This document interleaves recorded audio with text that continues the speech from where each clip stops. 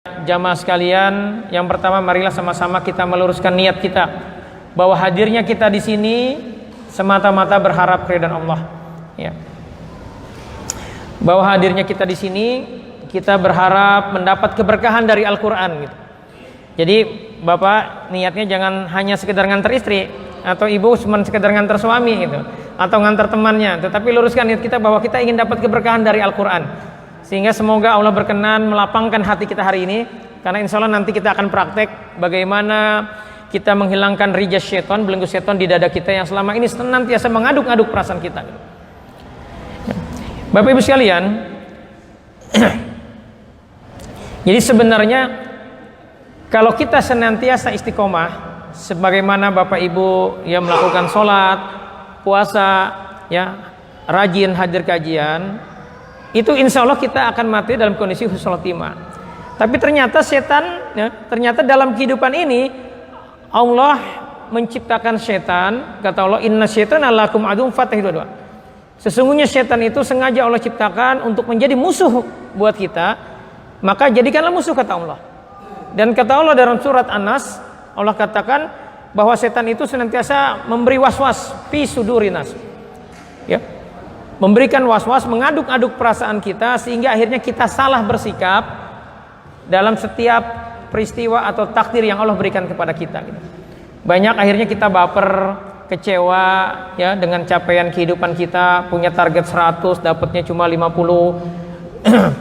Atau sebaliknya, kita jumawa, merasa bangga dengan capaian-capaian kita gitu. Sehingga akhirnya ada rasa ujub di hati, dan orang-orang yang ada rasa ujub ini, maka dampaknya terhadap berikutnya dia akan mudah kecewa, mudah marah. Insya Allah nanti kita akan bahas gitu. Ya. Tapi Bapak Ibu sekalian, ya, jadi kenapa kita membahas tema hati ini? Ya, yang pertama, ya, hati-hati dengan hati kita. Kata Rasulullah, ya, ala wa inna fil jasadi mudghah idza salahat salahal jasadu kullu wa idza fasadat fasadal jasadu kullu ala wa hiya qalb. Kata Rasulullah, ya, ini hadis riwayat Bukhari, ingatlah bahwa di dalam jasad itu ada segumpal daging. Jika ia baik, maka baik pula seluruh jasad. Jika ia rusak, maka rusak pula seluruh jasad. Ketahuilah bahwa ia adalah hati atau jantung kita, yang setiap hari senantiasa berdetak, ya. Itulah yang dimaksud dengan qalb, ya. Dan hati ini adalah raja, penentu kebijakan kita, sikap kita adalah hati kita. Hati itu berpengaruh kepada kondisi psikologis kita, juga berpengaruh kepada kesehatan kita. Nah, Bapak Ibu sekalian, jamaah yang dirahmati Allah, Allah itu fokus, ya, kepada hati-hati kita, ya. Rasulullah mengatakan, innallaha la yanzuru ila suwarikum wa amwalikum walakin yanzuru ila qulubikum wa a'malikum. Dari Abu Hurairah bahwa Rasulullah SAW bersabda, sesungguhnya Allah tidak melihat pada bentuk, rupa dan harta kalian, akan tetapi Allah hanyalah melihat pada hati dan amal kalian. Jadi Allah fokus kepada apa? Kepada hati kita dan amal kita. Memahami hadis ini bahwa kondisi hati kita itu harus bersih, kondisi hati kita harus tenang agar kita bisa maksimal menjalankan ketaatan kepada Allah.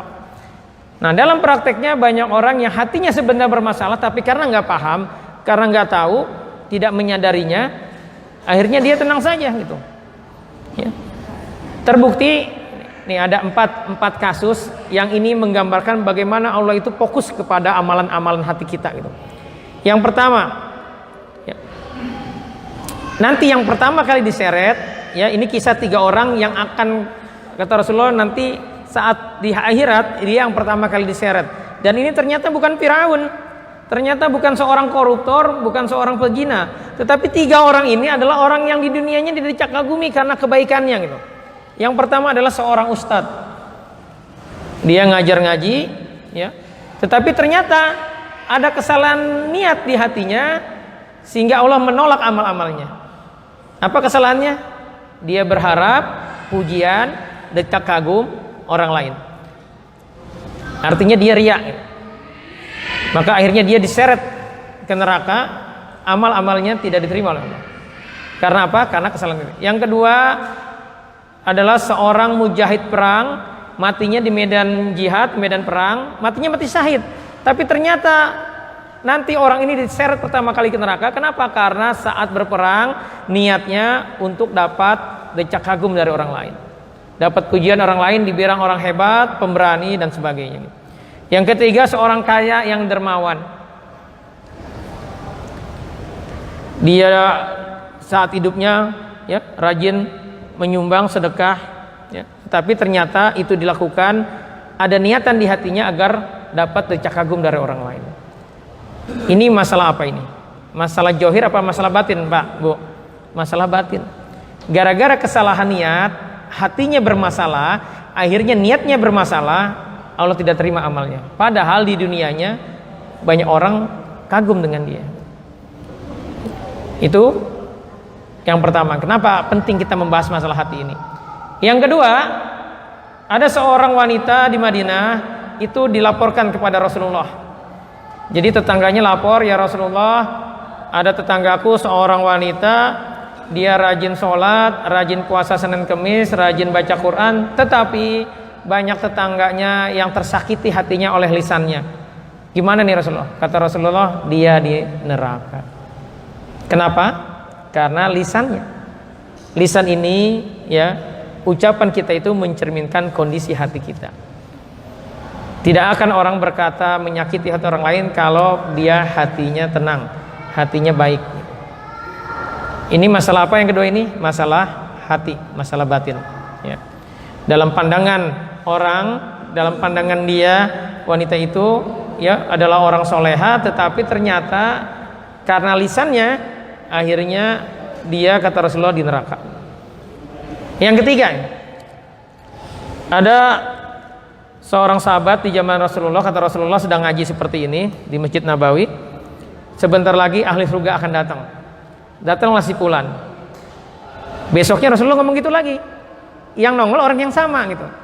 Dan hari ketiga Rasulullah berkata seperti itu lagi, bahwa sebentar lagi ahli surga akan datang.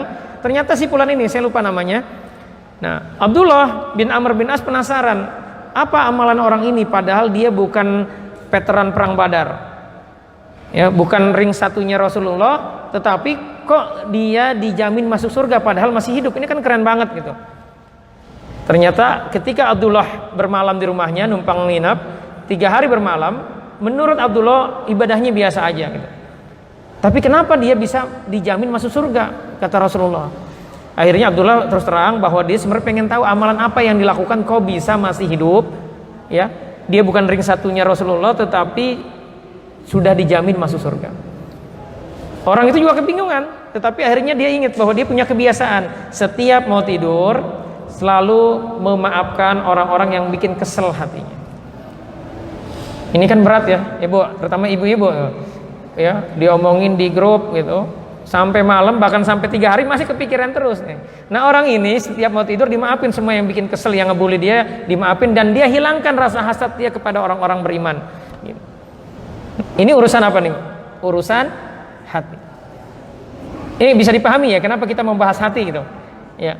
Jadi gara-gara hati dia dijamin surga. Nah, yang keempat nih, ada lagi yang gara-gara hatinya masuk surga. Kata Rasulullah, nanti di surga itu ada orang yang masuk surga gara-gara punya hati seperti hati burung. Maksudnya apa ini seperti hati burung? Ya, kata para ulama, yang dimaksud dengan hati burung yang pertama, ya, hatinya lembut. Bu, bisa bedain Bu, orang yang gerasak-gerusuk, keras, judes, egonya gede, sama orang yang lembut, bisa bedain kan? Ya. Nah, ini yang dimaksud hati burung itu, yang pertama hatinya lembut. Yang kedua, hatinya takut sama Allah. Takut kalau habis maksiat gitu. Ya, jangan habis maksiat tetapi tenang-tenang aja, kayaknya kayak orang paling soleh sedunia gitu. Nah, ini bahaya nih. Ya, ketika kita menggampangkan menganggap remeh dosa-dosa kecil, ini bahaya. Ini tanda hati kita belum takut sama Allah. Nah, yang orang ini nanti, kaum ini adalah orang yang masuk ke dalam surga karena punya hati seperti hati burung. Ya, karena pertama hatinya lembut, yang kedua dia takut sama Allah, yang ketiga karena dia tawakal kepada Allah. Dia maksimal ikhtiar, tetapi hasilnya diserahkan kepada Allah. Jadi dia tidak malas, dia tetap berikhtiar, tetapi masalah hasil dia serahkan kepada Allah dan dia tidak kecewa dengan hasil itu.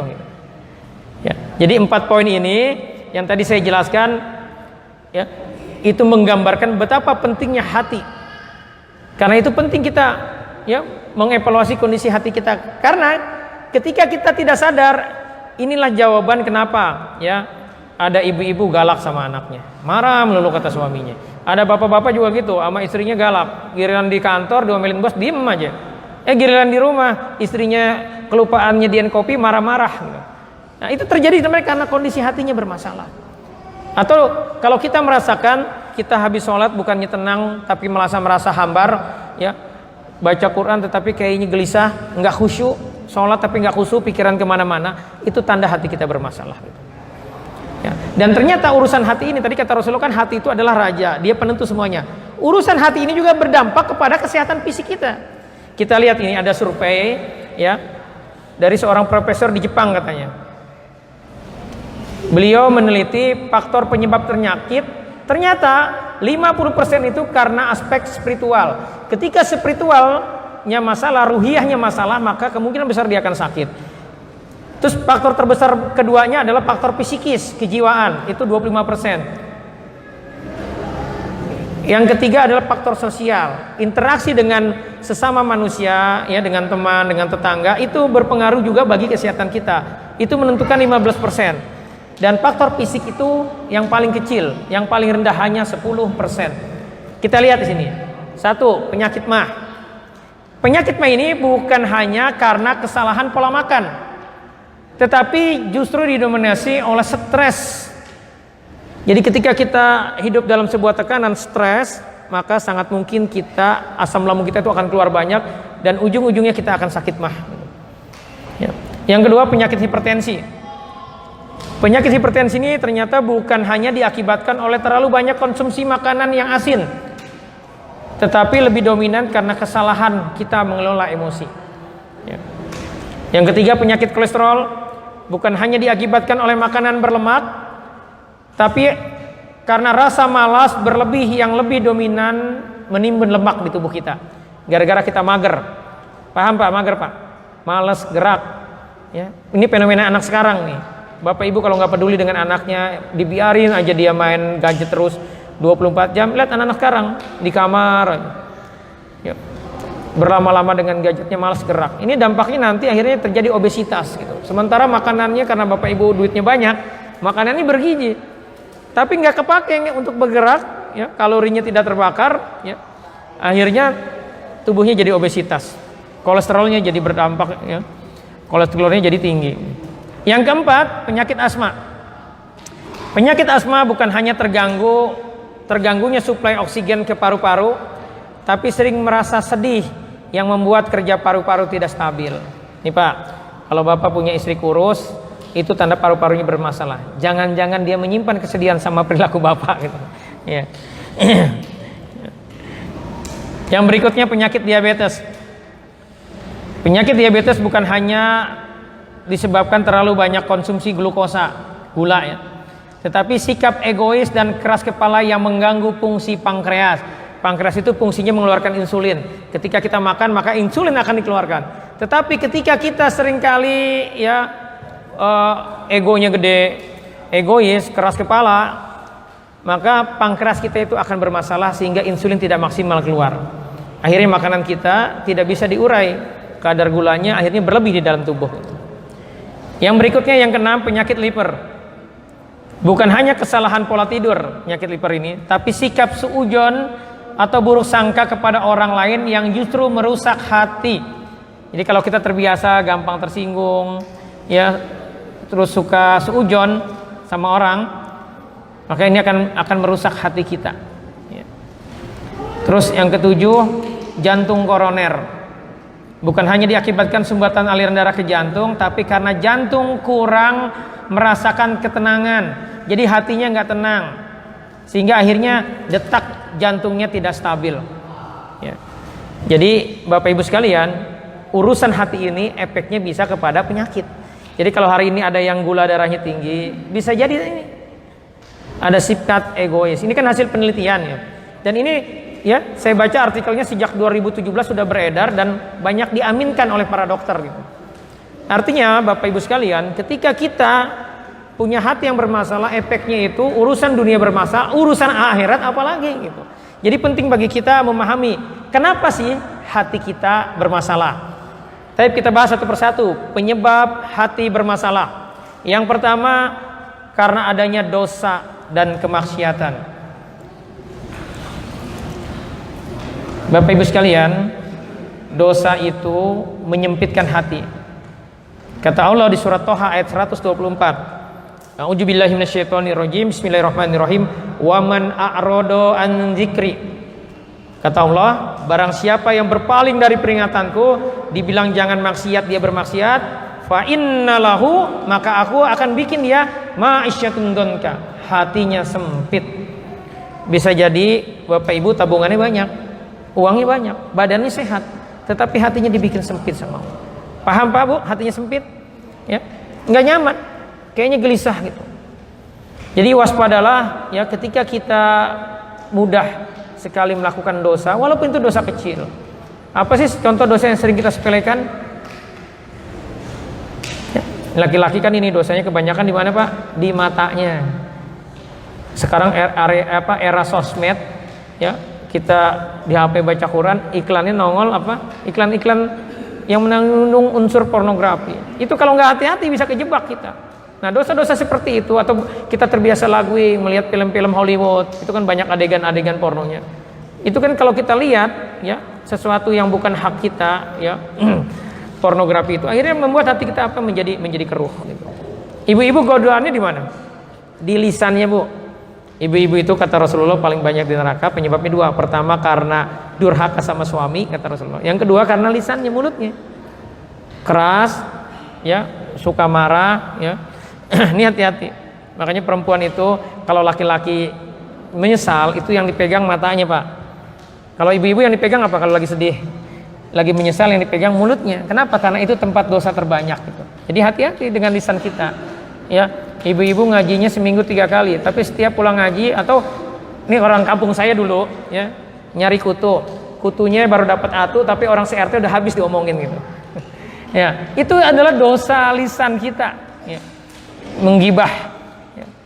Hati-hati, itu bisa membuat hati kita menjadi keras ya. Jadi penyebab pertama adalah dosa dan kemaksiatan. Yang kedua, karena hati kurang bersyukur. Jadi hati-hati kita kalau kita senantiasa ngeluh, senantiasa merasa kurang. Ini tanda hati kita lagi bermasalah. Jadi nggak puas, hati kita itu nggak merasa cukup gitu. Nah, tetapi syukur di sini harus dipahami bahwa syukur di sini adalah maksudnya taat. Jadi udah dikasih kehidupan, dikasih kesempatan hidup, tetap aja malas dalam hal ibadah. Tetap aja dia tidak mau mengevaluasi dirinya. Bapak Ibu sekalian, ini sekarang kita hidup di hari terbaik sepanjang tahun, di 10 hari awal Zulhijjah. Karena itu pastikan kita manfaatkan ini, perbanyak sedekah, perbanyak tilawah, perbanyak zikir, perbanyak melakukan kebaikan. Ini kan qadarullah sekarang ini kan anak-anak lagi ngumpul ya, yang di pesantren pulang segala macam. Nikmatin itu kesempatan bersama anak-anak, kesempatan bersama keluarga. Bapak kalau punya duit Pak, ini kesempatan sedekah terbaik buat istri, beliin baju baru, ajak jalan-jalan. Gitu. Tapi uangnya terbatas, ya udah diatur. Tetapi ini kesempatan 10 hari terbaik. Bahkan kalau yang punya uang lebih, ya berkurban. Kita berkurban sapi ya atau domba, karena ini kesempatan amal dilipat gandakan, pahala dilipat gandakan ya. Nah orang-orang yang kurang bersyukur, kurang meningkatkan ketakwaan, membalas kebaikan Allah dengan ketaatan kepada Allah, dia kurang, maka siap-siap aja hatinya akan bermasalah. Yang ketiga, banyak keinginan ya, atau banyak menuntut. Ini kalau kita seperti ini bisa dipastikan akan selalu gelisah. Ya, karena kenapa? Karena otaknya selalu berpikir pengen punya ini, pengen punya itu, padahal kemampuannya terbatas. Jadi banyak keinginannya, ya, banyak menuntutnya. Ya. Terus yang keempat adalah hubud dunia, cinta dunia. Yang dikhawatirkan Rasulullah dari umat akhir zaman adalah hubud dunia. Ya. Jadi kesenangan dunia dan hiasannya ketika dibuka untuk kita, kata Rasulullah, itu berbahaya, dan itu terjadi sekarang kan. Ya, orang berlomba-lomba, ya, dalam persepsi orang zaman sekarang itu kan orang sukses itu ketika capaian dunianya luar biasa gitu. Ya, punya mobil mewah, kontrakan banyak, rumahnya mewah, segala macam. Itu yang menjadi orientasi sekarang gitu. Nah Pak, ini ukuran Bapak disebut hubud dunia ketika Bapak seringkali menunda-nunda sholat hingga akhirnya di ujung mepet habis waktunya. Kalau kita seringkali seperti itu Pak, menunda-nunda sholat kita karena urusan kerjaan kita, itu sudah termasuk hubud dunia, padahal Bapak sedang mencari nafkah gitu. Jadi hati-hati ya, termasuk kita Bu ya. Hubud dunia ketika kita mementingkan urusan dunia dibanding urusan-urusan kewajiban kita dari Allah. Yang keenam, berharap kepada makhluk. Ya, seseorang yang bergantung kepada selain Allah itu siap-siap aja kecewa. Jadi jangan pernah hatta kita Bu, seorang istri jangan berharap sama suami, berharapnya sama Allah.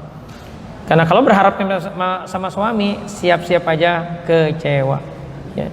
Ini penting nih, penting dipahami, dan ini juga Bapak Ibu ya, kalau kita lagi ngaji kayak gini nih, pastikan ngajinya jangan jiping, tulis.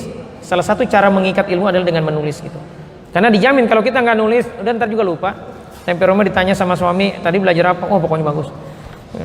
Apa? Nggak tahu. Ya. Jadi ditulis, salah satu cara mengikat ilmu. Ya Pak. Yang yang keenam ya. Tadi yang kelima berharap kepada makhluk, yang keenam adalah berbuat zolim. Maksudnya kita menjolimi orang lain. Ya, hati-hati nih. Nih Pak ya, kalau saya tanya nih Pak, apa perbuatan jolim yang seringkali kita anggap biasa, padahal itu menjolimi orang lain? Apa Bu? Ini kebanyakan karena ibu-ibu nih pelakunya. Apa kira-kira Bu? Perbuatan jolim, tetapi kita anggap hal biasa. Apa Bu? Ghibah. Ghibah itu gosip kan, kalau bahasa sekarangnya dikerenin gitu, digosok makin sip. Padahal kita lagi jolimin orang lain. Ghibah itu menjolimi orang lain. Dan Bapak Ibu tahu, ketika kita melakukan ghibah, pahala kita langsung Allah transfer kepada orang yang kita gibahi. Ini bahaya banget. Udah amalnya dikit, yang dikit itu diberikan kepada orang lain gara-gara kita senang ghibah. Orang yang senang ghibah itu menjolimi orang lain, hatinya pasti gelisah. Coba Bapak Ibu evaluasi aja, survei aja. Kita punya teman tetangga yang senang gibah, senang gosip. Lihat kehidupannya itu. Lihat perilakunya. Itu pasti akan gelisah. Ya. Jadi siap-siap hati kita bermasalah kalau kita sering membuat kejoliman. Ya, termasuk Pak, ya, jangan sampai juga kita menjolimi istri. Ya, atau ibu-ibu menjolimi suami. Emang ada ibu-ibu menjolimi suami? Ada, ketika ibu lebih dominan, lebih keras, ya, dibanding suaminya. Atau kita menjolimi anak-anak kita Pak. Ini kan sekarang anak-anak sekarang disebutnya ini Indonesia ini urutan ketiga fatherless country, kehilangan peran ayah. Kenapa? Karena di otak bapak-bapaknya seolah-olah tugas seorang ayah itu hanya nyari duit. Padahal nggak seperti itu. Kita harus peduli terhadap tumbuh kembang anak kita, faktor kejiwaannya. Kita harus punya kurikulum bagaimana kita mendidik anak kita. Jadi harus dipenuhi hak-haknya. Termasuk Pak, penuhi hak istri untuk apa? Diajak jalan berdua. Ini kan fenomena orang sekarang nih ya. Banyak ibu-ibu ngeluh nih Pak. Ya, istri saya kurang romantis. Dulu aja katanya jalan-jalan. Ini pas udah 10 tahun nikah boro-boro gitu. Ngobrol berdua aja jarang. Ini hati-hati, nanti kita masuk kategori menjolimi. Pak, kalau kita hanya fokus urusan kerjaan, siap-siap aja hati kita keruh. Ya, ini berbahaya, nanti ngepeknya kemana-mana itu. Tapi ya, insya Allah bisa dipahami ya. Yang ketujuh, lemah iman, lemah keyakinannya sama Allah. Nah, orang-orang yang lemah iman ini mudah mengeluh cirinya, ya, mudah menyalahkan keadaan.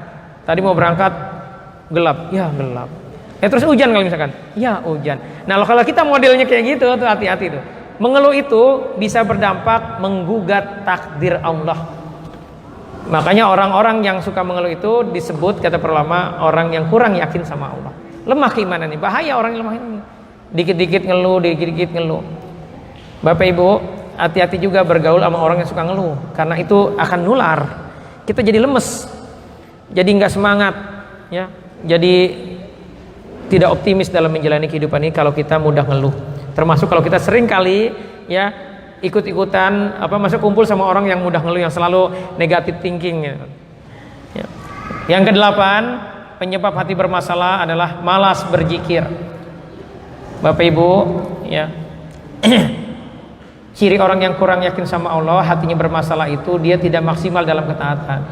Kita itu punya kewajiban dari Allah, faskurullaha dzikron katsira, fasabihu bukratan wa asila.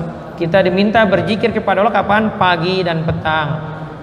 Jadi biasakan nih, kalau Bapak Ibu pengen tenang hatinya, jangan biasakan pagi-pagi habis sholat subuh sibuk buka WA, sibuk buka IG, buka FB. Itu siap-siap aja kalau kita berlaku seperti itu, siap-siap aja hari itu kita akan kebingungan, nggak bisa maksimal, nggak bisa fokus. Tetapi biasakan kita sibuk dengan zikrullah, penuhi hak Allah di waktu pagi dan petang dengan apa? Dengan berzikir. Jadi harus menjadi habit, menjadi kebiasaan bahwa kita harus berzikir pagi dan petang, karena itu kebutuhan kita dan itu adalah baju pelindung kita dari apa? Dari gangguan setan. Ya kata Rasulullah, membaca 3 qul aja. 3 qul itu Al-Ikhlas, Al-Falaq, An-Nas, itu sudah mencukupi kita ya untuk terbebas dari gangguan setan gitu. Jadi pastikan setiap pagi dan petang kita berzikir. Jangan malas gitu. Pastikan setiap hari kita tilawah. Kalau kita sudah malas, ini tanda hati kita bermasalah. Jangan-jangan nih Pak, Bu, ada maksiat yang sering kita lakukan, atau ada maksiat yang kita lakukan setiap hari, sehingga akhirnya kita berat untuk baca Quran, berat untuk berzikir. Karena hati itu kalau sudah diisi kemaksiatan, dia berat ya untuk dipakai zikrullah. Ya, bisa dipahami 8 poin ini ya, penyebab hati kita bermasalah. Nah, selanjutnya adalah penyebab kenapa ya kita melakukan hal-hal tadi, hal-hal yang menyebabkan menjadi bermasalah hati kita. Ada 3 emosi, ya, emosi itu adalah gejolak jiwa.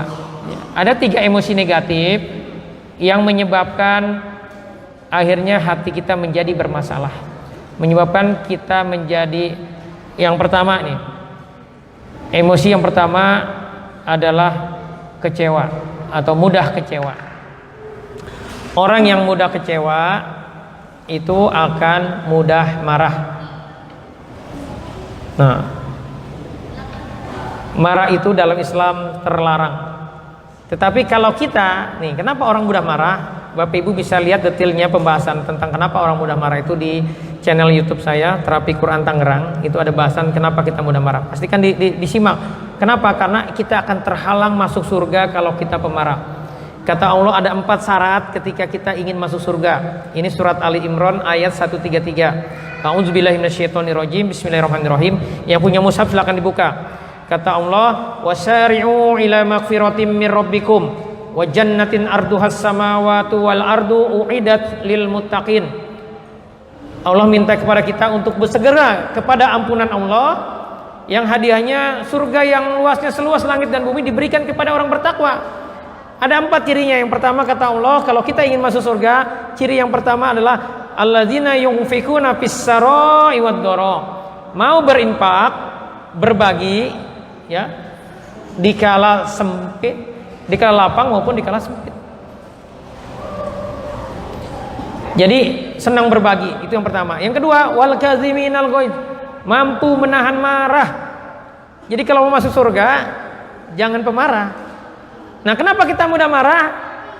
Karena kita mudah kecewa. Nanti kita bahas kenapa kita mudah kecewa ya.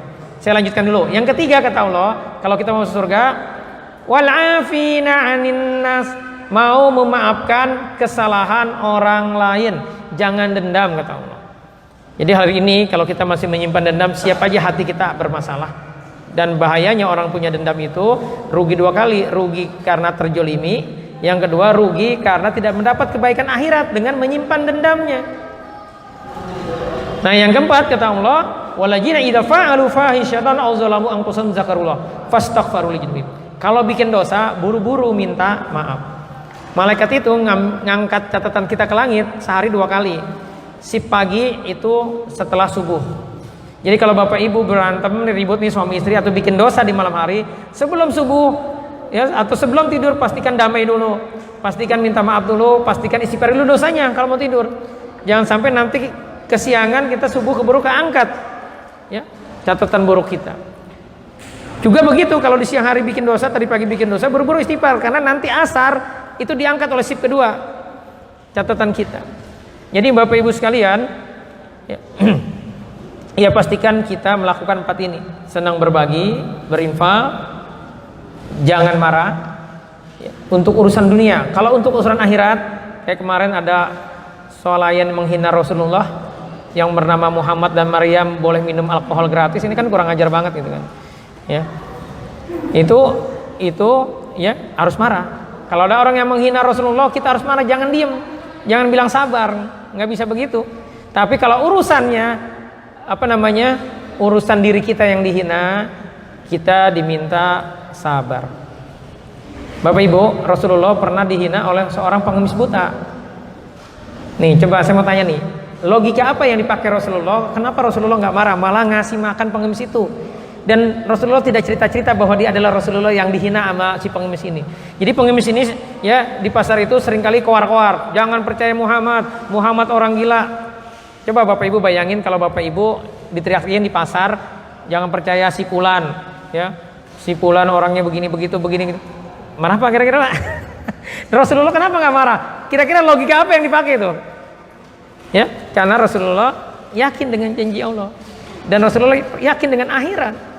Dan terbukti ya karena kesabaran Rasulullah akhirnya Yahudi itu dapat hidayah masuk Islam. Dan tahunya Yahudi ini bahwa yang ngasih makan selain Rasulullah dan setelah Rasulullah wafat gitu. Ya. Nih contoh lagi dari kisah Nabi Yunus, Allah memberi pelajaran kepada Rasulullah dan kita umatnya, jangan pernah baper hatta itu urusan kebaikan, urusan dakwah. Nabi Yunus itu Bapak Ibu sekalian, salah satu ibrohnya adalah Nabi Yunus ini kan baper, marah sama umatnya, kecewa lah, didakwahin nggak mau nurut. Akhirnya dia pergi tinggalin kampungnya, yang padahal SK dia jadi nabi itu dakwahnya harusnya di kampung itu, tetapi dia pergi. Dan sama Allah dihukumnya apa Pak? Bu, dimasukin ke dalam perut ikan paus. Dan itu dramatis sekali tuh. Ya, diundi dulu. Ini kok perahu nggak mau jalan-jalan kata naukadanya. Jadi zaman dulu punya kebiasaan kalau perahunya nggak mau jalan nih pasti ada yang bikin maksiat nih, bikin dosa nih. Maka dia harus diceburin ke laut. Nah, cara milihnya gimana? Diundi. Diundi pertama keluar nama Nabi Yunus. Tapi karena Nabi nakodanya nggak tega. Ini masa Nabi bikin dosa, nggak mungkin. Gitu. Diundi lagi keluar lagi nama Nabi Yunus. Ya Nabi Yunus langsung udah sadar diri nih. Nah, jangan nih hukuman dari Allah. Dan yang ketiga Nabi Yunus lagi, akhirnya Nabi Yunus terpaksa dibuang ke laut dan dimakan sama ikan paus. Dan Allah kasih solusi kalau kita punya karakter seperti itu, mudah marah, mudah baper, ya, dikit-dikit keluar grup, dikit-dikit ngancem, pokoknya nggak mau bini lagi, nggak mau gitu lagi, gitu kan? Baca zikir ini, ya, taubat dengan zikir ini. Zikirnya apa? La ilaha illa anta subhanaka inni kuntu minaz zalimin. Dan gara-gara zikir ini maka Nabi Yunus Allah keluarkan dari perut ikan paus. Andaikan dia tidak taubat, tidak berzikir ini, kata Rasulullah, Nabi Yunus ini akan ada di dasar laut di dalam perut ikan paus sampai hari kiamat. Ya, jadi kalau kita gampang keluar grup, mudah marah, mudah kecewa dengan alasan kebaikan, Nabi Yunus itu kan tadi alasannya kebaikan, maka itu pun dilarang sama Allah, nggak boleh. Bisa dipahami Bapak Ibu ya? Ya, jadi gara-gara kita mudah kecewa, maka kita akan mudah marah. Nah, pertanyaannya, kenapa kita mudah kecewa? Karena bisa jadi ada rasa ujub di hati kita. Apa ujub? Bangga diri. Bapak Ibu, ini evaluasi ya. Kalau Bapak Ibu termasuk orang yang dari kecil sudah Allah kasih banyak kelebihan, ranking 1 terus, ya paling bagus, paling cerdas di lingkungannya, di antara saudara-saudara Bapak Ibu yang paling sukses, hati-hati bisa ada rasa ujub di hati Bapak Ibu. Rasa ujub itu di dalam hati kita merasa kita lebih baik dari orang lain, tidak diucapkan. Itu sudah jatuh rasa ujub. Kalau diucapkan kayak iblis ngomong begini, ana khairu minhu, aku lebih baik dari dia. dari Adam maksudnya, itu namanya takabur, sombong. Itu akan terhalang masuk surga. Karena tidak akan masuk surga orang yang di dalam hatinya ada kesombongan walaupun sebesar biji jarrah, biji sawi. Walaupun kecil nggak bakal bisa masuk surga kalau kita ada kesombongan. Nah ini masih levelnya ujub, bangga diri di dalam hati. Orang yang ujub itu merasa ya semuanya itu bisa disetting sesuai dengan kemauan kita. Makanya hati-hati dengan jargon ini nih, jargon NLP, Neo Linguistic Programming, yang mengatakan ya aku berdasarkan apa yang aku pikirkan. Kalau aku yakin bisa, pasti bisa. Ini hati-hati nih, ini jargon batil. Ya sudah banyak fatwa ulama, bahkan ada bukunya terkait tentang NLP ini. NLP itu kan menganggap otak kita bisa menentukan semuanya gitu. Ini nggak boleh. Karena di Quran Allah jelaskan ada kisah namanya kisah Qorun. Tahu Qorun Pak ya? Qorun itu dijungkir balikin sama Allah gara-gara dia pamer hartanya, lalu dinasihatin sama temennya, Qorun. Ya ini di surat Al-Qasas ya, cerita tentang Qorun ini. Daripada dipamerin, mendingan disedekahin supaya dapat manfaat kamu di akhirat gitu. Qorun bilang gimana? Innama utituhu ala ilmi indi. Sesungguhnya aku tuh bisa kaya kayak gini tuh karena aku punya ilmu bisnis, jago bisnis gitu. Kalau kita sering kali begitu, ya hati-hati.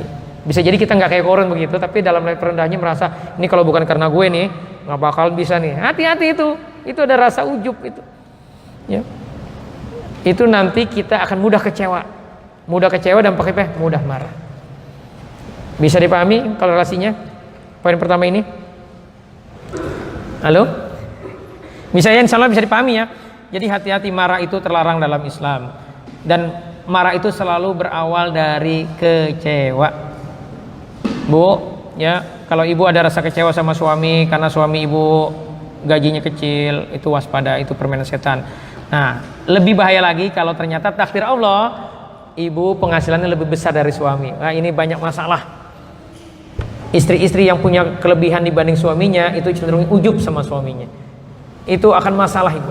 Hati-hati, itu bisa naik kepada tingkatan sombong ya kepada suami. Saya ada kasus dia disihir diterapi ya karena kena kasus sihir itu sampai 21 atau 22 kali. Selalu kalau datang tidak bersama suaminya. Sehingga akhirnya qadarullah waktu itu terucap dia merasa kecewa dengan suaminya. Kenapa? Karena suaminya ini penghasilannya lebih kecil dibanding dia. Karena ketika dia kena sihir terus, otomatis dia akhirnya jadi tidak fokus kepada bisnisnya gitu. Dan dia kecewa. Dan akhirnya saya minta suaminya datang, dan suaminya bilang memang dia nggak nganggap saya. Artinya kan kenapa seorang istri tidak menganggap suaminya? Karena ada merasa lebih baik. Dan ini akhirnya saya suruh istighfari, akhirnya diminta maaf sama suaminya, dan alhamdulillah setelah dia istighfar itu, ya sihirnya nggak lagi tiap minggu itu dia diterapi. Karena dikirim lagi gitu. Yang nyihir adalah kompetitor bisnisnya gitu. Ya, jadi hati-hati Bu kalau ibu punya kelebihan atau ibu merasa lebih baik daripada suami. Biasanya ketika penghasilan lebih besar, ibu lebih soleha, ngaji melulu, suami nggak pernah ngaji, atau ibu lebih merasa lebih banyak ibadahnya dibanding suami. Hati-hati, itu bisa menyebabkan ibu ada rasa ujub sama suami. Ibu akan bermasalah. Tapi itu yang pertama, mudah kecewa, akhirnya mudah marah. Orang mudah marah kalau dia menyimpan rasa ujub. Ujubnya dibunuh dulu, dihilangkan dulu dari diri kita. Jadi gimana caranya? Ingat dosa kita, ingat kemaksiatan yang sering kita lakukan ketika kita sendirian, ya, bahwa orang lain pasti banyak kelebihannya, sedikit dosanya kita lebih banyak. Itu selalu, ya. Yang berikutnya, yang kedua, emosi negatif yang kedua adalah sedih. Nah, kalau marah itu kebanyakan bapak-bapak surveinya, tapi kalau sedih kebanyakan ibu-ibu. Ya. Kemarin ada kasus bagus bulan lalu, ibu ini menyimpan kesedihan. Jadi anaknya bilang, mama udah ikut terapi Quran tapi masih marah-marah melulu. Gitu. Nah, pasti ada sesuatu, ya. Pasti dia menyimpan sesuatu, ada emosi yang dia simpan. Apa itu? Ternyata begitu digali dia sedih. Kenapa? Karena sekarang udah nggak punya rumah lagi, akhirnya hidupnya ngontrak. Jadi karena kekecewaan itu, kesedihan itu, akhirnya dia jadi jadi marah, jadi mudah marah, jadi jiwanya gejolak terus hatinya gitu. Nah jadi dia belum ridho dengan takdir Allah. Dan nanti kita bahas terkait takdir ya. Jadi kenapa orang jadi mudah sedih, mudah cemas. Jadi yang kedua, emosi negatifnya adalah sedih. Yang ketiga, takut, khawatir, cemas. Nah kalau kita ada emosi ini, ada gejolak jiwa seperti ini, rasa takut, rasa cemas, khawatir, maka dampaknya kita akan stres. Jadi Bu, kalau suami ibu stres, itu tanda Bu, tanda suami ibu lagi ada rasa takut, khawatir, ya, atau ada kecemasan, takut kerjaannya nggak selesai, ya, apalagi kalau bapak kerjanya di bagian penjualan, kan biasanya di target tuh, target penjualan, akhirnya kepikiran target belum tercapai, akhirnya jadi stres. Ya. Jadi orang-orang yang dalam pressure, ya, yang stres itu biasanya karena ada rasa takut, khawatir dan cemas. Pertanyaan berikutnya adalah kenapa kita cemas, kenapa kita takut, kenapa kita khawatir? Ya. Yang pertama, ini penyebab terbesarnya karena belum paham aturan kehidupan, khususnya terkait takdir dan ujian. Ini fenomenanya banyak di anak-anak muda zaman sekarang.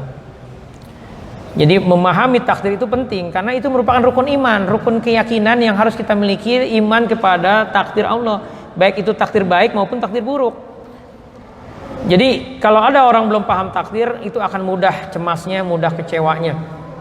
Jadi memahami takdir itu bahwa gini Pak nih, yang dipahami adalah bahwa kehidupan itu sudah Allah tetapkan. Takdirnya 50.000 tahun kata Rasulullah sebelum langit dan bumi diciptakan. Termasuk pertemuan kita hari ini, siapa aja yang hadir itu sudah tertulis.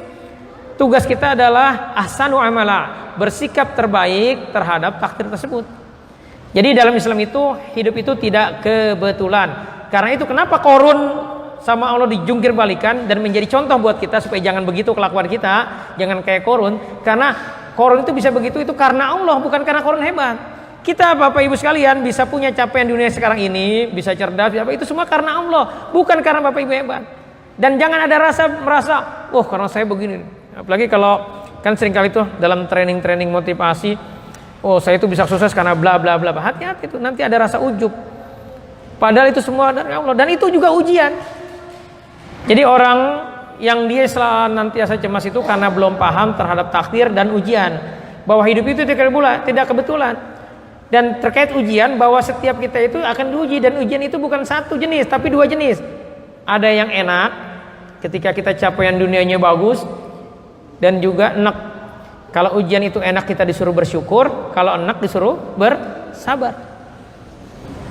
Karena dalam Islam itu hidup itu tidak kebetulan. Adapun kalau kita dapat yang enak, ujian yang gak enak, ya, kena PHK, ya, ekonominya sulit, itu kan ujian semuanya. Karena kata Allah, wala nabluwanakum bisyai'im minal khauf wal ju' wa naqsi minal amwal wal anfus was samarat. Kita itu pasti akan diuji sama Allah dengan apa? Dengan sedikit ketakutan. Setiap kita akan merasakan tuh rasa takut, kekurangan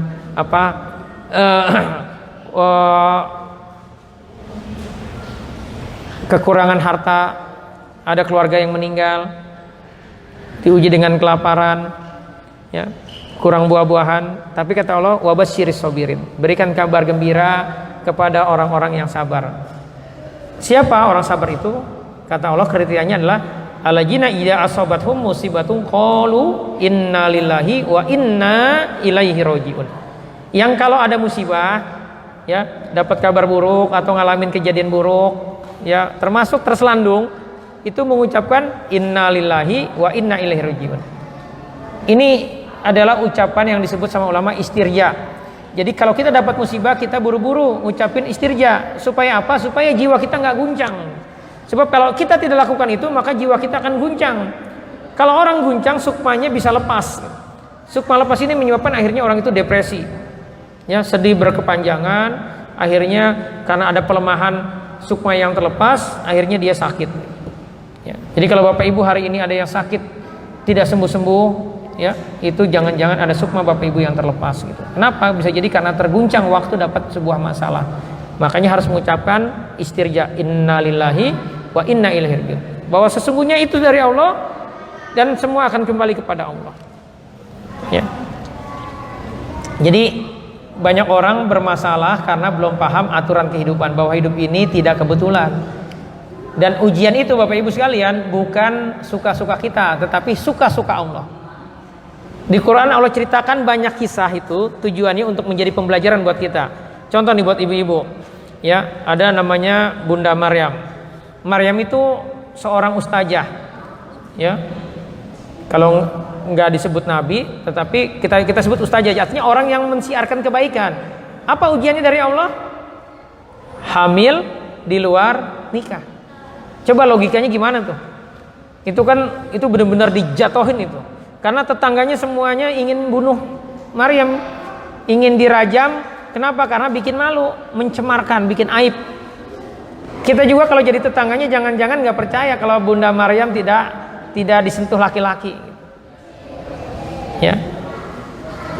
Coba Bu, ya, berpikir nggak punya ayah, nggak punya ibu, sendirian, tiba-tiba ujiannya hamil di luar nikah.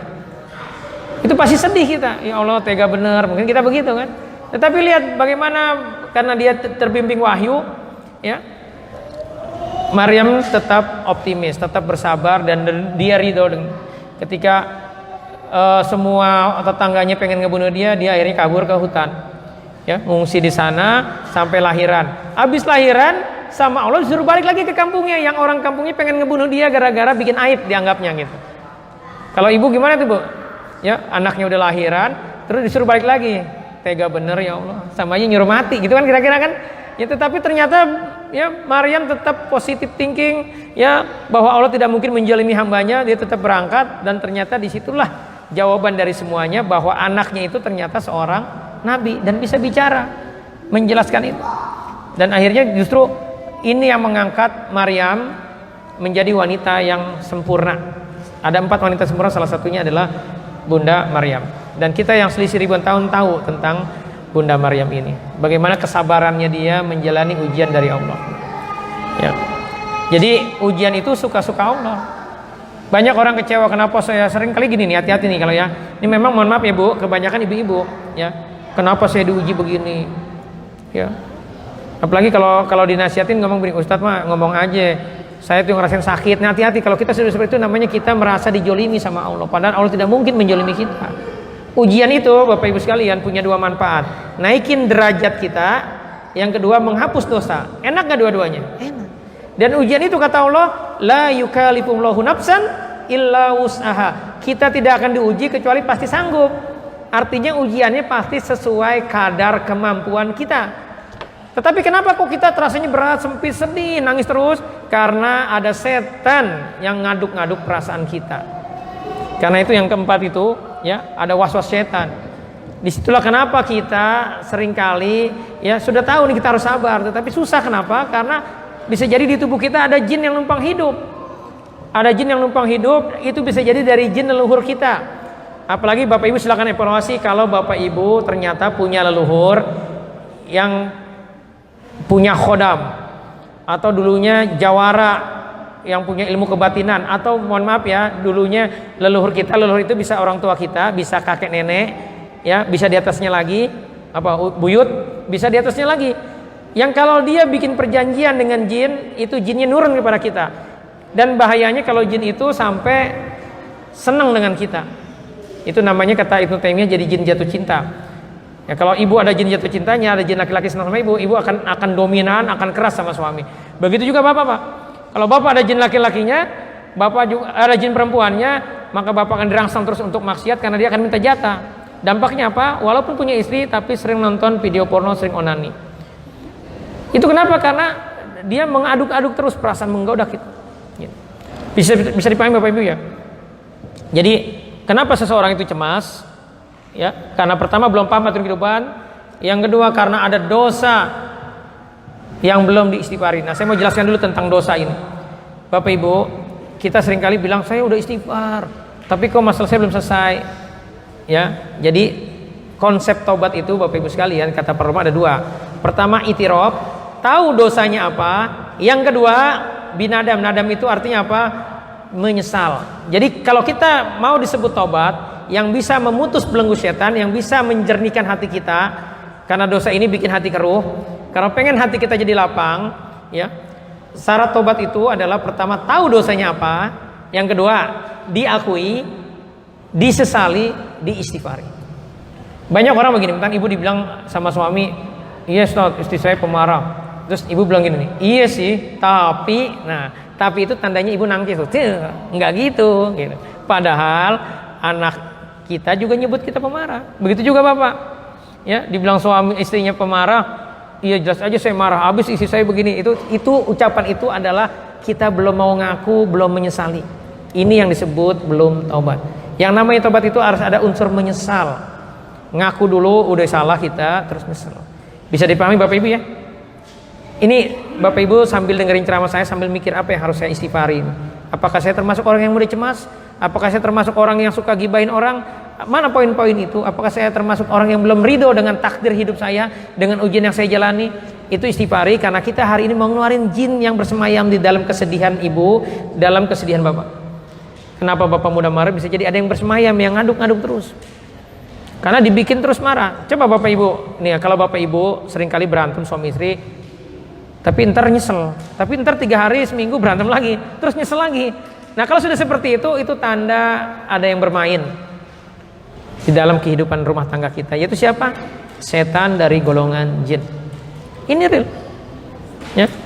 Karena kasus terbanyak yang kami tangani di klinik itu kasus rumah tangga. Jadi waspadalah di sisi ini.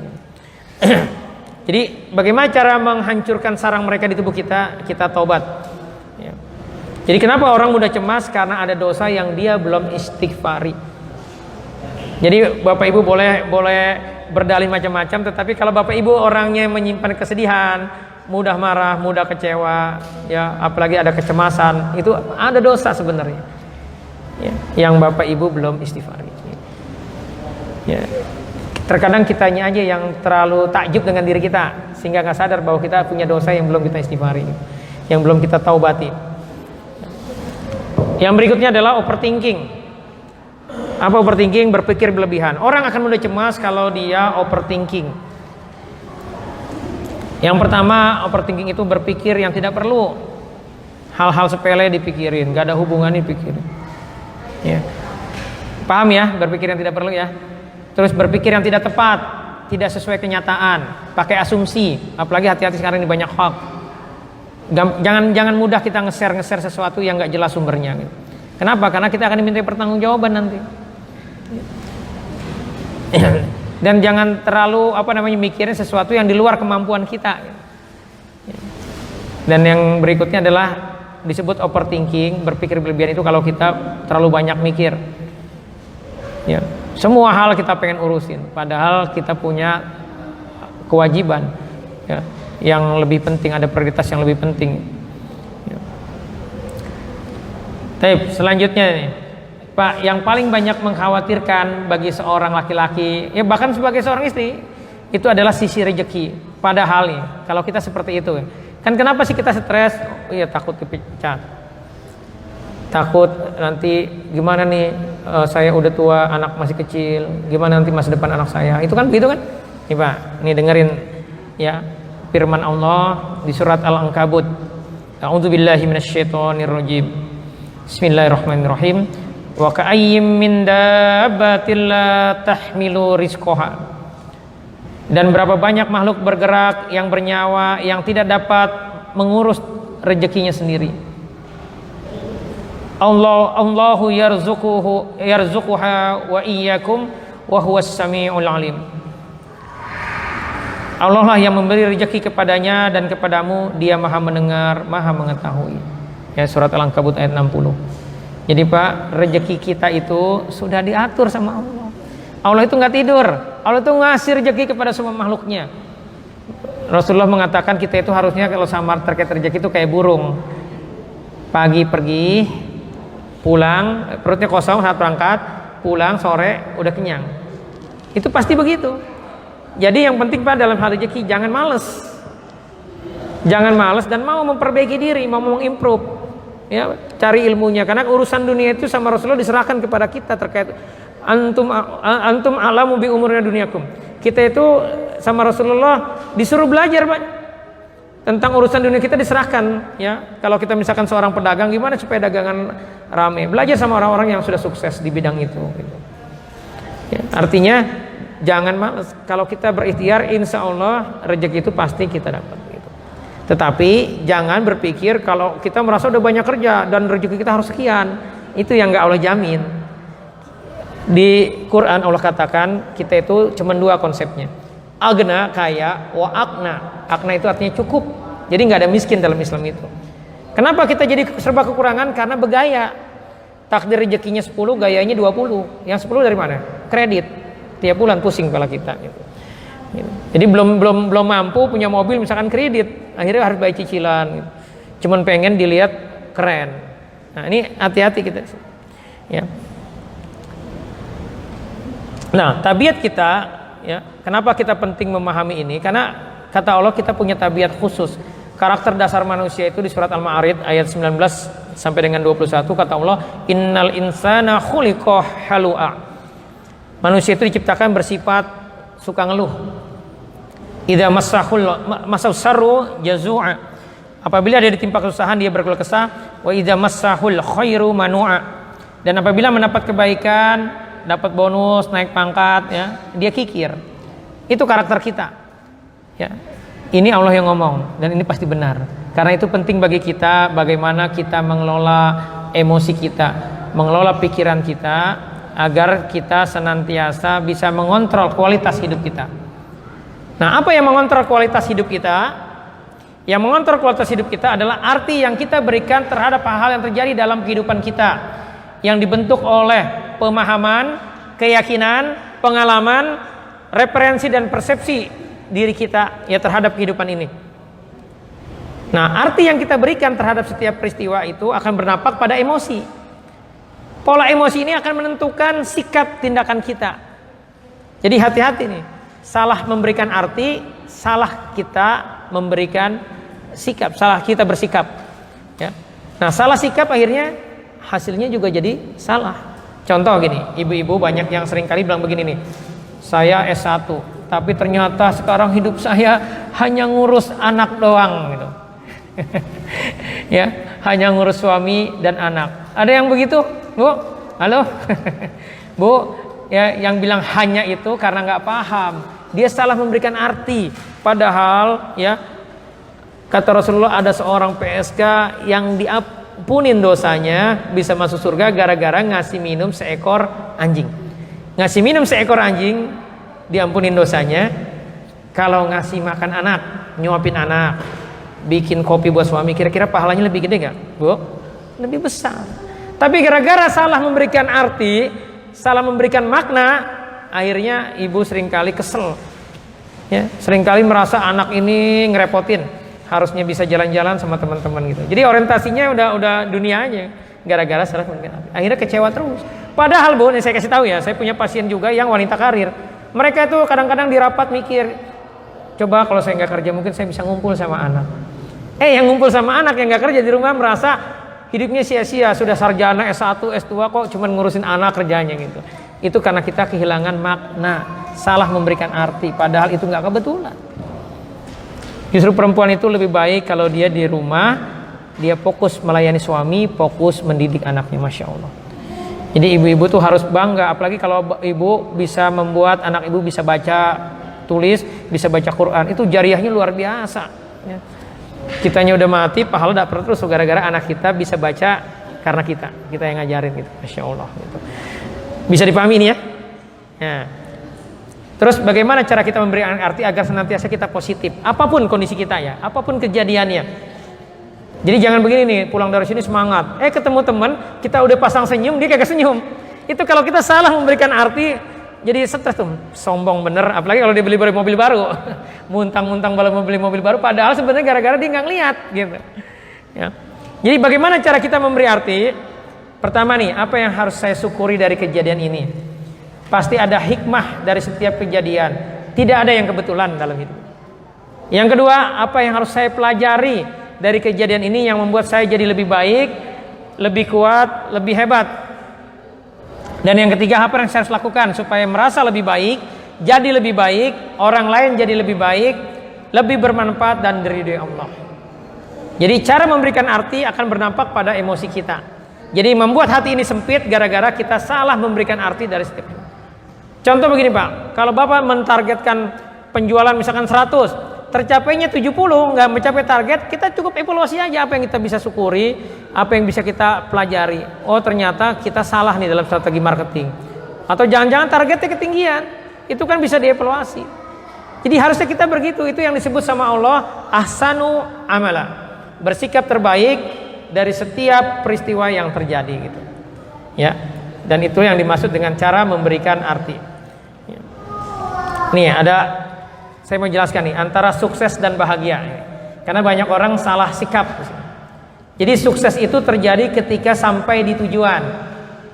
Tetapi kalau bahagia itu terjadi sejak dalam perjalanan. Sukses itu ukurannya pada hasil.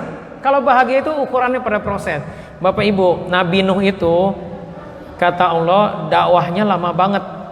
Bukan cuma lama, lama banget. Nabi Nuh itu dakwahnya 1000 tahun dikurang 50. Jadi Allah pengen menjelaskan kepada kita bahwa Nabi Nuh itu dakwahnya banyak, lama banget. Karena bilangan tertinggi di Arab itu adalah 1000. Kalau di Indonesia 1 juta, ada mobil 1 juta umat, HP 1 juta umat, dai 1 juta umat. Kalau di Arab bisa jadi disebutnya HP 1000 umat, karena 1000 itu menyatakan jumlahnya banyak gitu. Nah, Allah pakai kalimat 1000 dikurang 50. Jadi 950 tahun. Lama nggak Pak? Lama banget. Kalau untuk ukuran bisnis, ya Nabi Nuh itu dakwahnya lama, tapi pengikutnya berapa Pak? Dalam riwayat dikatakan 80 orang. Ada yang bilang 100. Artinya kok sedikit. Kalau bahasa kita, ngapain aja kerjanya loh? Ya, ngapain aja kerjanya? Tidur loh gitu kalau bahasa kita gitu. Tetapi lihat kata Allah, Nabi Nuh itu dakwanya laila wa nahar, siang dan malam. Nggak kayak kita dakwanya cuma Sabtu, Minggu, Senin sampai Jumat kerja nyari duit. Sabtu Minggu aja dakwanya. Nabi Nuh nggak begitu, siang dan malam. Tapi kok hasilnya dikit? Tapi kok Allah memuji Nabi Nuh, memasukkan Nabi Nuh dalam 5 nabi yang ulul azmi, yang punya azam, kesabaran tingkat tinggi, yang ujiannya berat, yang kita selisih ribuan tahun jadi tahu ada nabi yang keren. Itu kan pembelajaran kepada Rasulullah dan kepada kita umatnya bahwa dulu tuh ada nabi. Jadi jangan fokus sama hasil, fokus aja sama proses, niatnya benar, caranya benar gitu. Karena Allah yang menentukan takdir. Nah kita seringkali fokus sama hasil, jadi menganggap kecewa. Bikin pengajian yang datang dikit kecewa, bikin acara jualan ya apapun lah, kita seringkali mudah kecewa dengan hasil, padahal hasil itu sudah Allah tentukan.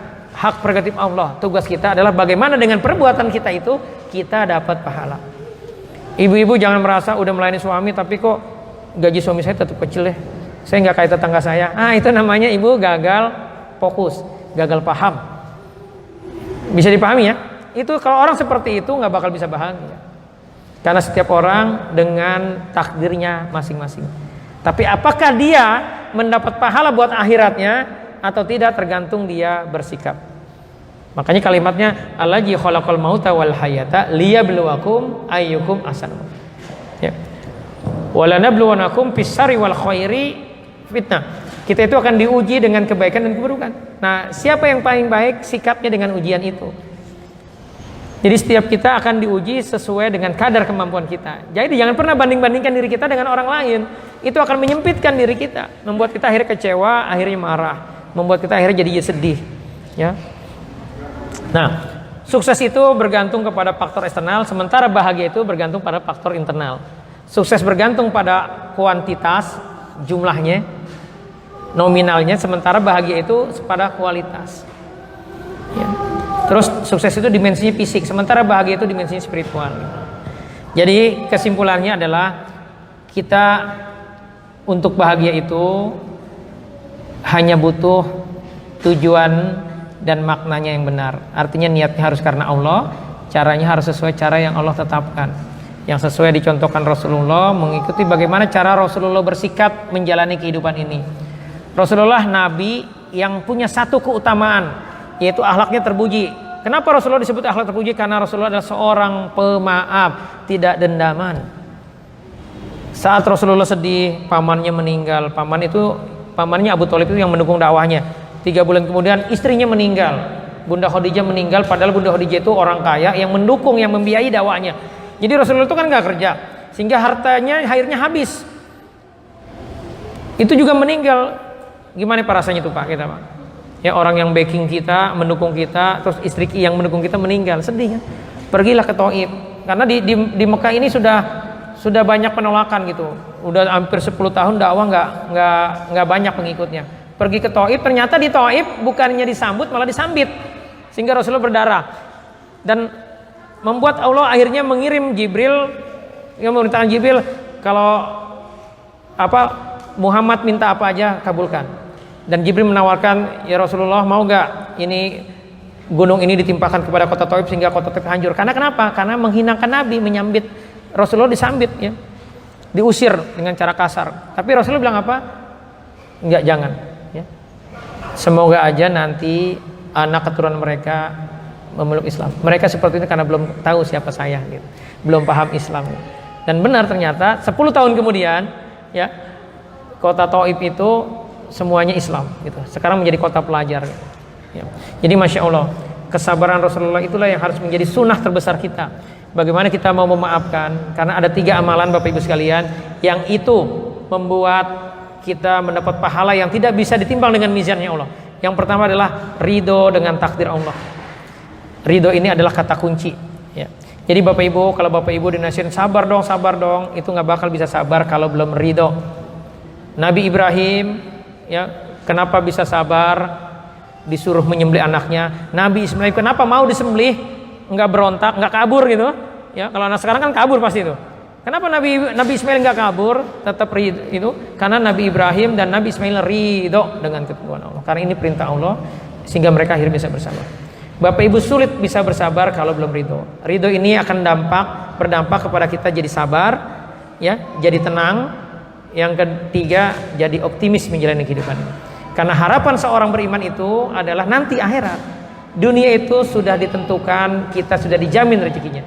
Yang belum dijamin sama Allah adalah akhirat kita. Karena itu Bapak Ibu ridholah dengan semua takdir Allah, karena itu pasti baik adanya. Jadi amalan pertama yang pahalanya besar, tidak bisa ditimbang oleh mizan Allah saking gedenya, ridho dengan takdir Allah. Yang kedua, mau memaafkan kezoliman orang lain, jangan dendam. Enak banget dia udah zolimin saya, masa saya harus maafin? Kan gitu kan, kita itu setan yang pengen. Allah yang minta kita wal afina 'anin nas, mau memaafkan kesalahan orang lain, kesalahan istri, kesalahan suami, kesalahan anak, maafin. Apalagi sama anak.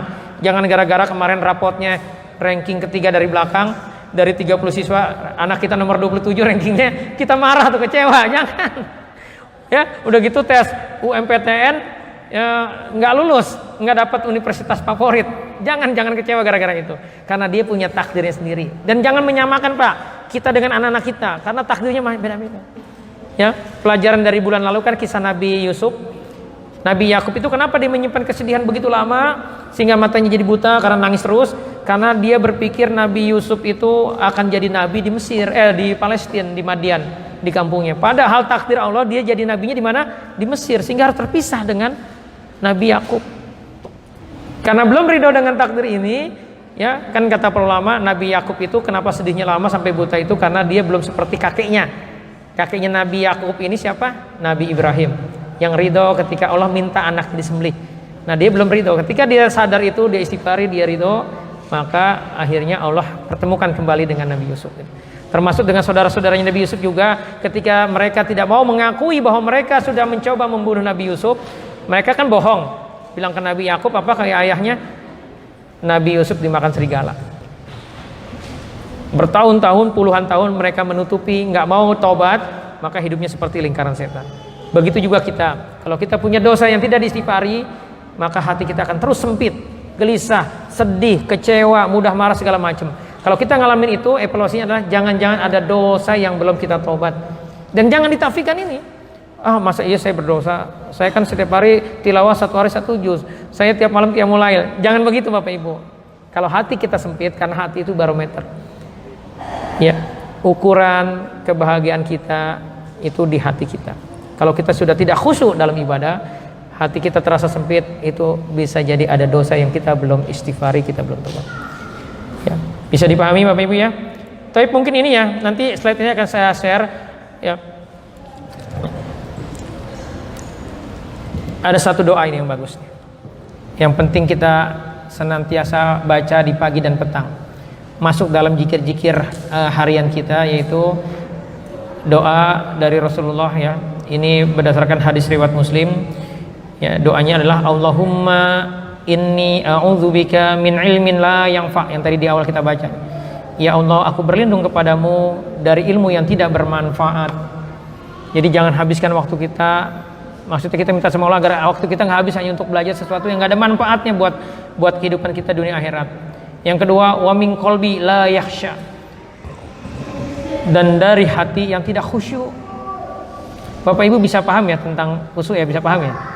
Jadi kalau kita seringkali padahal lagi judulnya baca Quran, tetapi kemana-mana pikiran kita mikirin macam-macam, itu tanda kita nggak khusyuk ya. Lagi sholat juga begitu, itu tanda nggak khusyuk. Nah, kita minta sama Allah agar kita terhindar dari hati yang tidak khusyuk. Yang ketiga, wa min nafsi la tashba, dan dari jiwa yang tidak pernah puas, kurang terus, pengen ini pengen itu ya. Karena ini jiwa yang merana nih kalau seperti ini.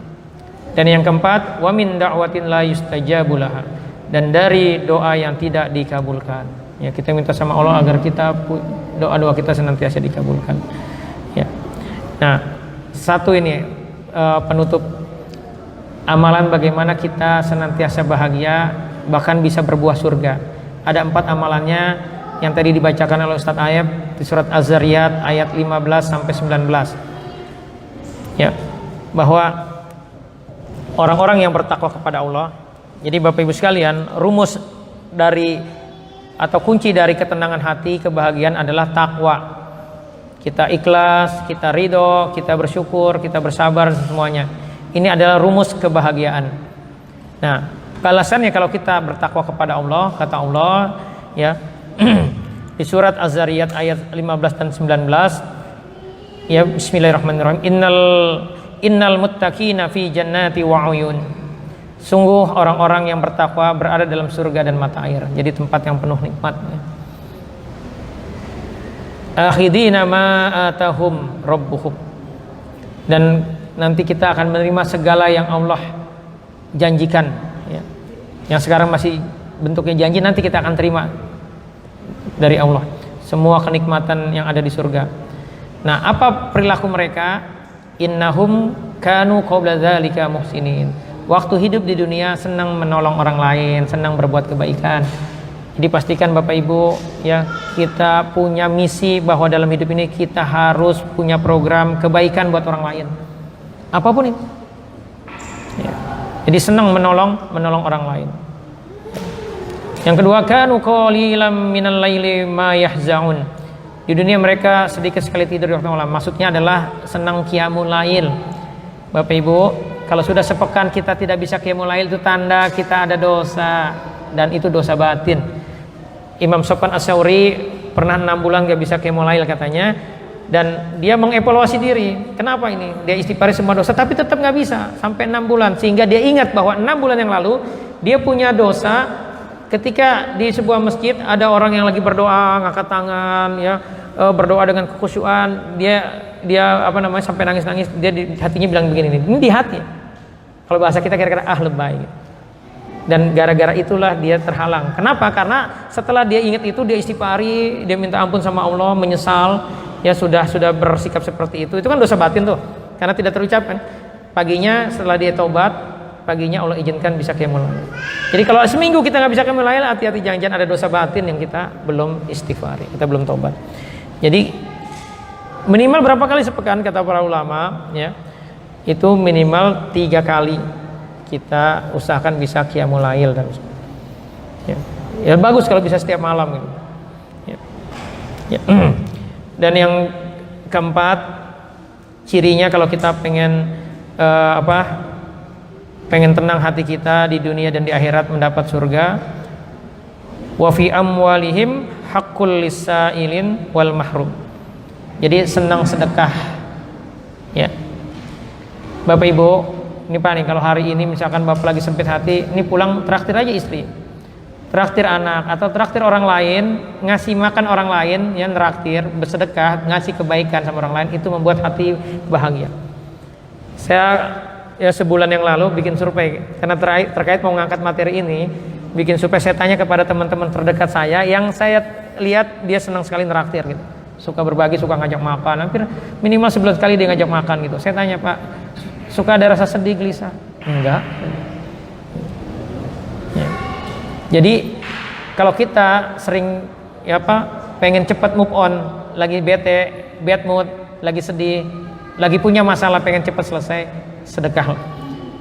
Ya, salah satunya traktir orang, ngasih kebaikan, ngasih hadiah ke orang lain. Itu insya Allah ya, ini silakan dipraktekkan karena ini sudah terbukti ini. Dan ini Allah sendiri yang mengatakan bahwa kalau kita senang sekali sedekah, ya, memberi kebaikan, apalagi kepada orang yang membutuhkan, insya Allah hidup kita akan berkah. Tapi Bapak Ibu, ya, mungkin ini yang bisa saya sampaikan. Saya kembalikan kepada wawancara. Silakan kalau ada yang mau ditanyakan. Billahi taufiq wal hidayah. Assalamualaikum warahmatullahi wabarakatuh.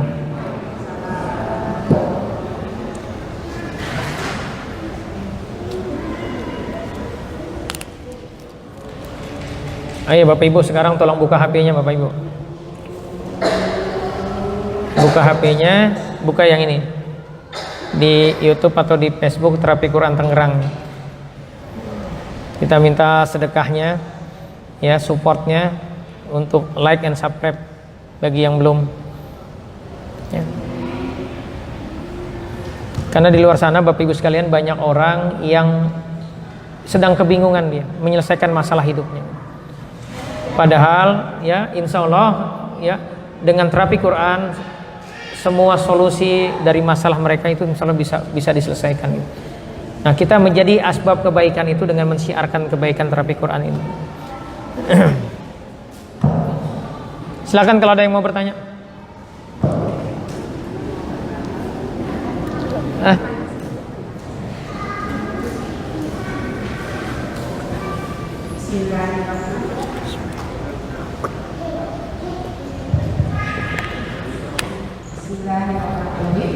Assalamualaikum warahmatullahi wabarakatuh. Waalaikumsalam. Terima kasih kepada Pak Ustaz yang sudah luas memberikan wawasan-wawasan yang sangat bermanfaat bagi kita semua. Saya langsung saja kepada pertanyaan saya, yaitu intinya bagaimana sih Pak Ustaz trik-trik kita supaya setan merojim itu tidak selalu mengganggu kita. Sebab syaitan merojim itu kalau mengganggu dari depan tidak bisa, di belakang. Tidak bisa dari depan dan dari belakang, dari samping kanan atau kiri. Nah, supaya syaitan merojim itu tidak ada kesempatan untuk menggoda hati kita yang selalu akan menjerumuskan ke dalam kemaksiatan itu. Apa sih trik-triknya Pak Ustaz? Terima kasih. Wassalamualaikum warahmatullahi wabarakatuh. Waalaikumsalam warahmatullahi wabarakatuh. Jadi gimana kita agar terhindar dari gangguan setan? Ini syaratnya nih. Syaratnya kita harus bertakwa kepada Allah, karena setan itu tidak bisa mengganggu orang-orang yang dia bertakwa kepada Allah, yang dia ikhlas, dia ridho, dia senantiasa bersyukur. Itu yang pertama. Ya, yang kedua, senantiasa kita berlindung kepada Allah dari gangguan mereka. Bapak Ibu sekalian, ini banyak orang kan menyepelekan ya terkait setan ini.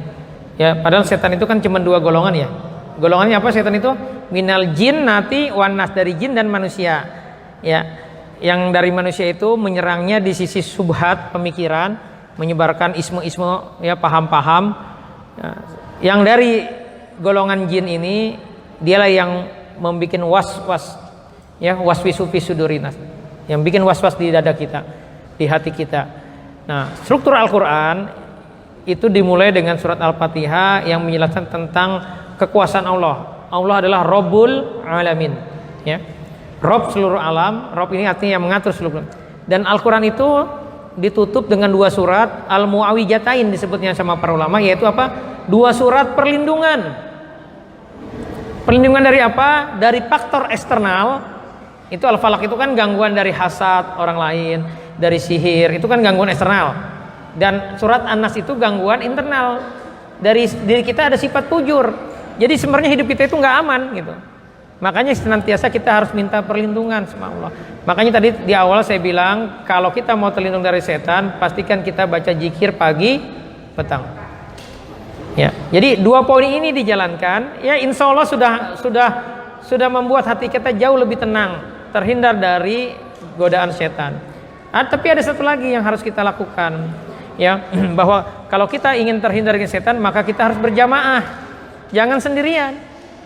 Ya, karena ada kisah dari Syekh Baseso, ya, yang dia karena pengen supaya lebih khusyuk ibadah memilih sendirian. Dan ternyata akhirnya dia masuk dalam perangkap setan. Singkatnya bahwa akhirnya dia mati dalam kekafiran gitu. Kenapa? Karena dijebak oleh skenario setan. Kenapa? Karena tidak berjamaah gitu. Jadi insya Allah kalau kita berjamaah, bergaul, ya seperti sekarang ini, ya insya Allah kita akan ada rekan kita, teman kita yang saling mengingatkan gitu. Kira-kira itu Bu. Bapak Ibu, ini sudah 10:30 lewat, ya. Saya rasa cukup ya. Nanti saya kasih kesempatan untuk kita diskusi setelah kita praktek. Ya. Tapi silakan disiapkan. Ini suaranya hilang. Airnya dibuka Bapak Ibu, pasti